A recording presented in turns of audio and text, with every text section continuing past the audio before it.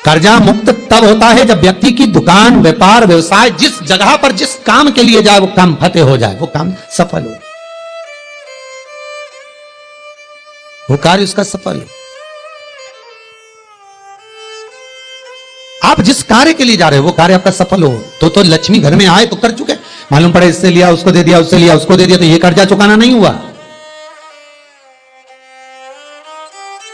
कि आपके घर में यदि गोबर का कंडा जलाकर, गाय के गोबर को, सूखे हुए कंडे को जलाकर अगर आहुति छूट रही है, कंडा भी नहीं जलाया, गैस पर भी बनाए हुए भोजन की 5 साकल्य छूट रही है, वो भी नहीं करा, भगवान के सामने कुछ धूप रखकर आप 5 साकल्य अन्न की छोड़ रहे हो, घर में जो भोजन बन रहा है, जो आप अग्नि में अगर दे रहे हो, तो उसका भाग ये रहता है कि उस घर में कभी हार्ट अटैक नहीं हो सकता।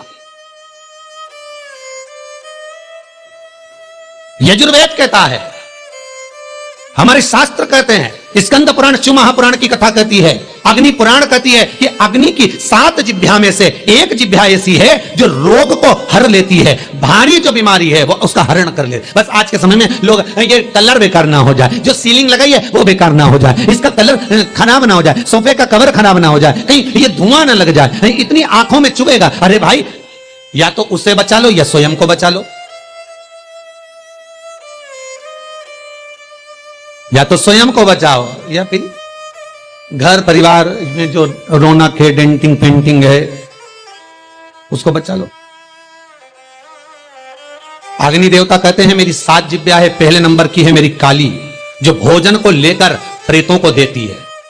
हम जब आहुति छोड़ते हैं यज्ञ में, हमने जो आहुति प्रदान करी वो 7 भाग में बट गई, और उसका फल क्या क्या है ये अग्नि पुराण कह रही है, उसका फल क्या क्या है ये स्कंद पुराण कह रही है, उसका फल क्या क्या है ये शिव महापुराण कह रही है। हमने जब आहुति दी, बस हमने हाथ में लेकर स्वाहा बोला, और बोलते से उस आहुति के 7 भाग हो गए महाराज।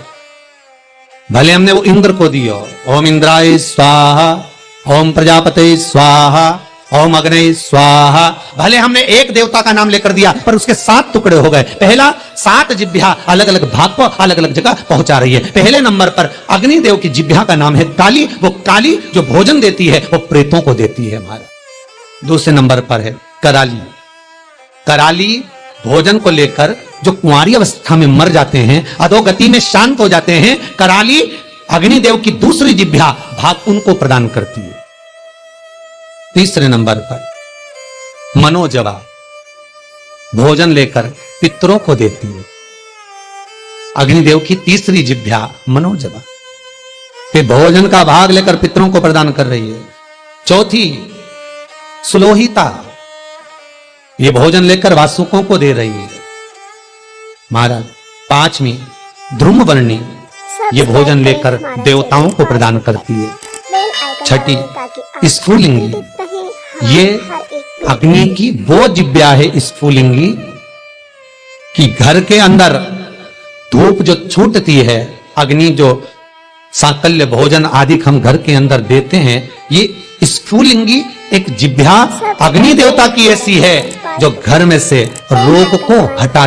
फिर निवेदन करूंगा, हार्ट अटैक की बीमारी को हटाना है तो घर में 7, 5, 3, 2, 1 तुम्हारी मर्जी पड़े उतने जो घर में भोजन बने वो अग्नि देवता को जिमाना है। थोड़ा सा धुआं जरूर होगा, धूप लगेगी तो धुआं तो होगा, पर बड़ी बीमारी घर में प्रवेश नहीं करती। क्यों? अग्निदेव की 6ठी जिह्वा स्फुलिंगी रोग, बड़े से बड़े रोग को, यहां तक शास्त्र, आप पहले का इतिहास उठाकर देखिए, पहले के समय में अटैक की बीमारी नहीं होती थी, हार्ट अटैक नहीं होता था, शुगर नहीं होती थी, ये ब्लड प्रेशर नहीं होता था।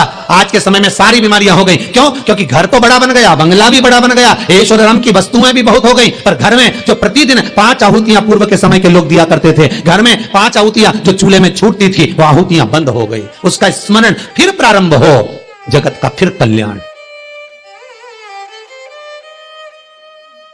हमारे धर्म, हमारे शास्त्र जो वर्णन करते आए हैं वो गलत नहीं है। पहले के समय में यज्ञ अनुष्ठान कितने होते थे, आज के जमाने में काम लोग विषय आसक्तियां ज्यादा हो गए।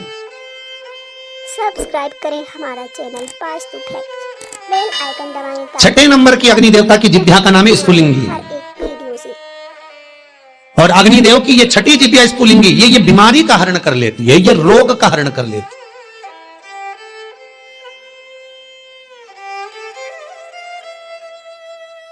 सब्सक्राइब करें क्यों भैया? चैनल वो दिल्ली का हॉस्पिटल बेल आइकन दबाएं जहां पर ताकि आप महामृत्युंजय मंत्र पर रिसर्च चल रहा है, वेंटिलेटर पर पड़े हुए 10 व्यक्ति के घर वालों को बुलाकर कहा गया कि इन 10 का संकल्प छोड़ो महामृत्युंजय पाठ का।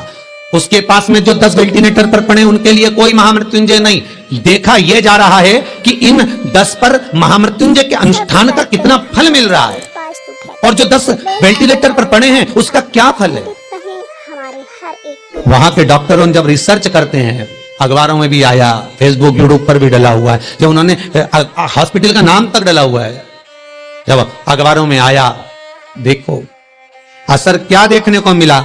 जो वेंटिलेटर पर 10 पड़े थे उनके स्वस्थ होने की सीमा कम थी, पर जिनके लिए महामृत्युंजय का अनुष्ठान ब्राह्मण कर रहे थे साकल्य दे देकर, उसका भाग यह था कि धीरे धीरे उनकी अवस्था सुधरती चली। फिर निवेदन करूंगा, अकाल मृत्यु वो मरे जो काम करे चंडाल का, काल उसका क्या बिगाड़े जो भक्त हो महाकाल का। आपकी चित्त वृत्ति में अगर शिव है, आपकी चित्त वृत्ति में अगर शंकर है, आपके मन में अगर शंकर समाया हुआ है, माल बाग का नहीं हो सकता। अग्नि देवता की 6 नंबर की जिब्या है स्फुलिंगी, जो रोग को, बीमारी को समाप्त कर देती है। यज्ञ अनुष्ठान से, आहुतियों से रोग बीमारी समाप्त होती, समाप्त। सब्सक्राइब करें हमारा चैनल पास्तु फैक्ट। 7वें नंबर की अग्निदेव की जिब्या है विश्व रुचि। नहीं हमारे हर एक वीडियो से विश्व रुचि जो दरिद्रता को दूर भगाती है, लक्ष्मी का प्रवेश कराती है। जिसके घर में अग्नि के ऊपर सांकल्य दी जाती है, भोजन दिया जाता है, सब्सक्राइब करें। हम तो यहां तक कहते हैं कि आप कंडा भी मत जलाओ, आप गैस जलाते हो तो गैस पर ही थोड़ा सा कुछ छोड़ दो। अग्नि तो है ना, किसी रूप में भी है तो अग्नि, आप उस पर ही छोड़ो। नियम, यज्ञ करता ब्राह्मण और यज्ञ करवाने वाला यजमान दोनों को ध्यान रखना चाहिए। यजमान जब आहुतियां दे रहा हो, ब्राह्मण स्वाहा बोल रहे हैं, ओम इंद्राय स्वाहा, तो जो आहुतियां दे रहा है, हमारा चैनल अग्नि पुराण कहती है, स्कंद पुराण कहती है, जो आहुति दे रहा है उसके मुख से स्वाहा शब्द निकलना जरूरी होता है। महाराज ब्राह्मण बोले वो अपनी जगह पर है, ब्राह्मण संबोधन करे वो अपनी जगह पर है, पर जो आहुतियां डाल रहा है, जो सांकल्य प्रदान कर रहा है, उसके मुख से स्वाहा निकलना चाहिए। क्यों? क्योंकि ब्राह्मण का कर्म है देवताओं को बुलाना। उसने बोला ओम इंद्राय स्वाहा, इंद्राय सामने भाग लेने के लिए। अब यजमान का मन होना चाहिए खिलाने का, यजमान का मन होना चाहिए देने का। तो यजमान जब स्वाहा बोलेगा तब वो इंद्रदेव उस पदार्थ को ग्रहण करेगा। जिस आहुति में यजमान स्वाहा नहीं बोलता, वो आहुति देवता स्वीकार नहीं कर। नमस्तुभ्यम। इसलिए बीच बीच में यज्ञ करते समय यज्ञ करता ब्राह्मण यजमान से कहते हैं सावधान। सावधान का मतलब है कि मुख से स्वाहा बोलना चालू करो।